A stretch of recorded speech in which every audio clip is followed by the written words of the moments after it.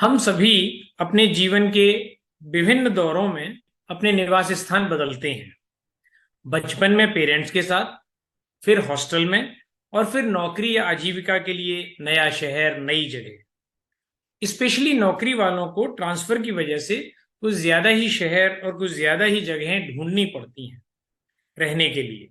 और निश्चित रूप से ये सभी मकान हम सबकी जरूरतों के हिसाब से 1 BHK से लेकर 3-4 BHK तक कुछ भी हो सकते हैं। अभी 7-8 महीने पहले ही हम लोग आगरा शिफ्ट हुए हैं और यहाँ एक नए मकान की तलाश अभी पूरी हुई, और जहां से मैं आप सबसे मुखातिब हूं।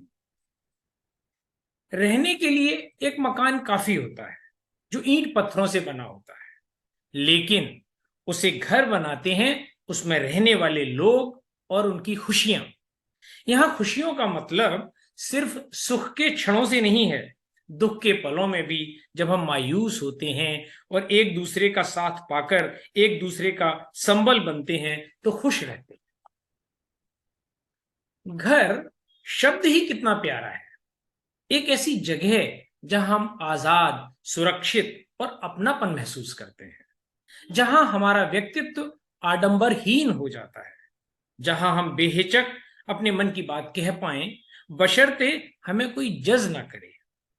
कहीं ऐसा तो नहीं कि हमको अपने ही घर में अपनी बात रखने पर किसी कटघरे में खड़ा कर दिया जाए और एक इंसान वकील की तरह हमसे सवाल जवाब करे, दूसरा हमारे खिलाफ गवाही दे।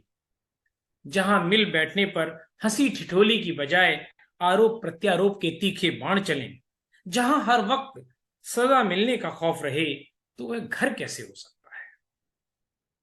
घर तो बेखौफ परिंदों की चहचहाट से गूंजता है, और इसमें भूमिका निभाता है घर का हर शख्स, छोटे से छोटे बच्चे से लेकर हमारे बुजुर्ग भी।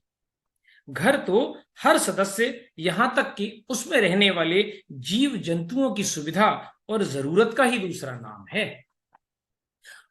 अभी पिछले ही महीने मैं एक दिन सोच रहा था कि हम लोग अब तक लगभग 16-17 आशियाने बदल चुके हैं, और ये सारे आशियाने, ये सारे मकान हमारे लिए सिर्फ रहने की जगह नहीं रहे, बल्कि हम सब ने मिलकर इन सबको अपना घर बनाया।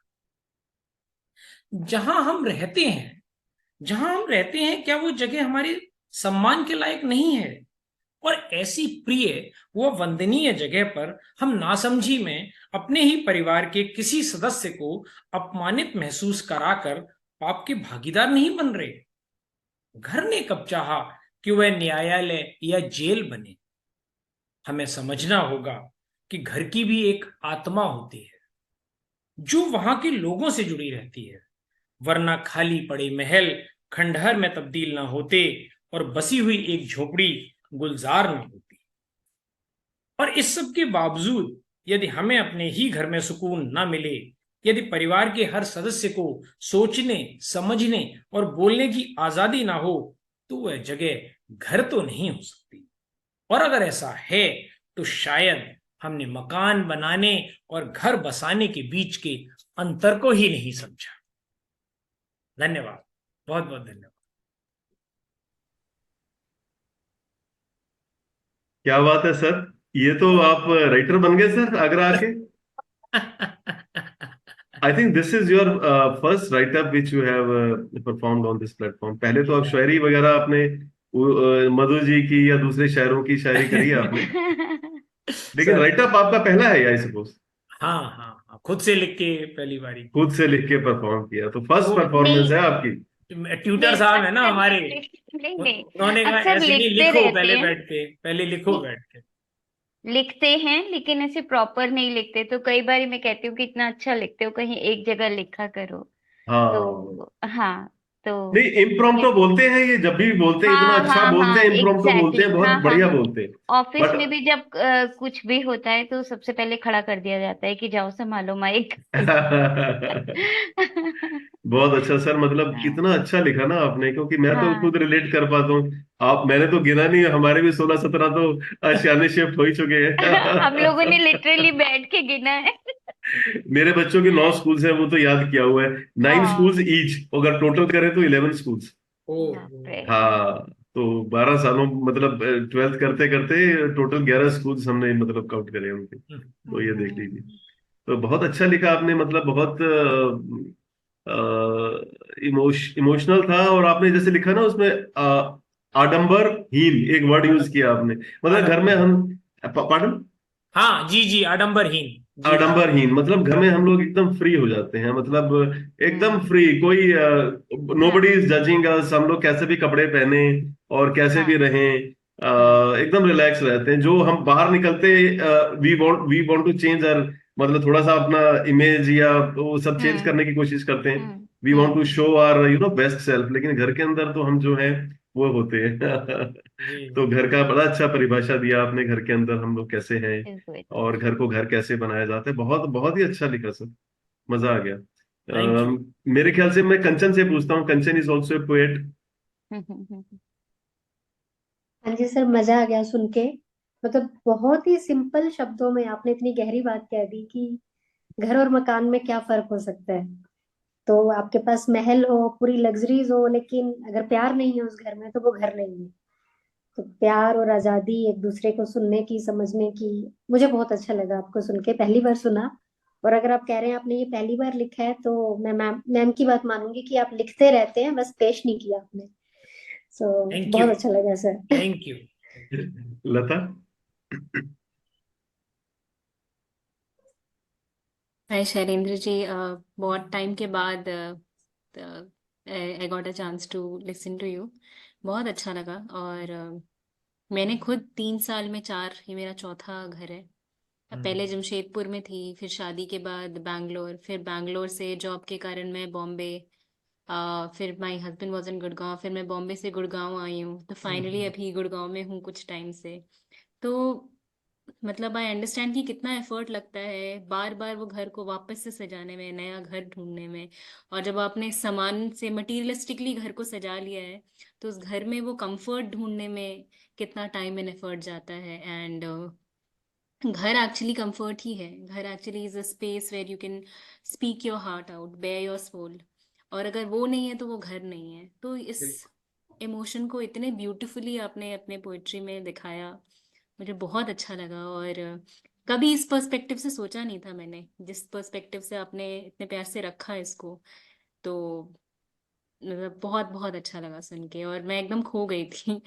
जिस तरह से आप नरेट भी कर रहे थे, नॉट जस्ट द पोएट्री, और narration was equally good, full of emotions, full of, मतलब जब आप दिल से लिखते हो तो वो इमीडिएटली कनेक्ट होता है, तो वो हो रहा था। तो बहुत बहुत अच्छा लगा। Thank you. थैंक यू, आपके दिल तक बात पहुंची है और अच्छा लगा। बिल्कुल बिल्कुल, और बहुत अच्छा लगा आपको सुन के इतने दिनों के बाद। So nice of you. Madhur जी।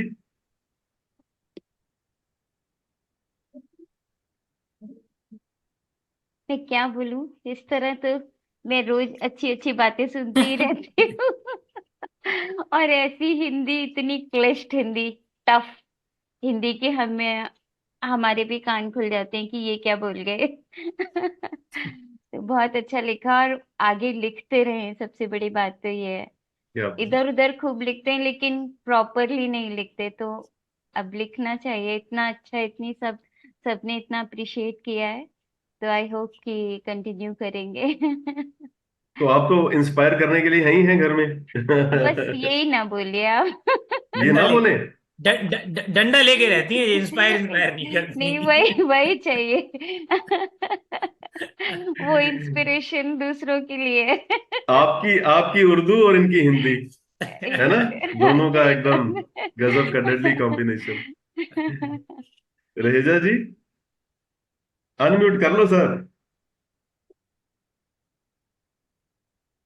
चंद्र जी, घर को और मकान को जितना अच्छे तरीके से डिफ्रेंशिएट किया है आपने, बहुत अच्छा लगा। Thank you. अगर ईंट पत्थर से मकान तो बना हुआ है, लेकिन उसके अंदर अगर प्यार नहीं है तो वो मकान के अंदर रहने का कुछ मजा भी नहीं है।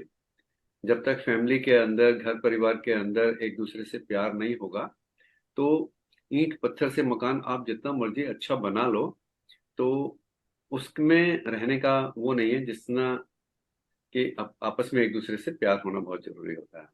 तो इसी को आपने बहुत अच्छे तरीके से पूरा डिफरेंशिएट किया।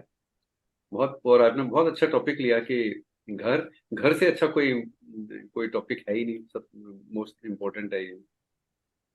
तो घर परिवार के अंदर प्यार है तो सब कुछ है, नहीं तो कुछ भी नहीं। बिल्कुल। बहुत अच्छा। चलिए, thank you Shailendra ji, thank you. बहुत मजा आया, एंड वेलकम बैक।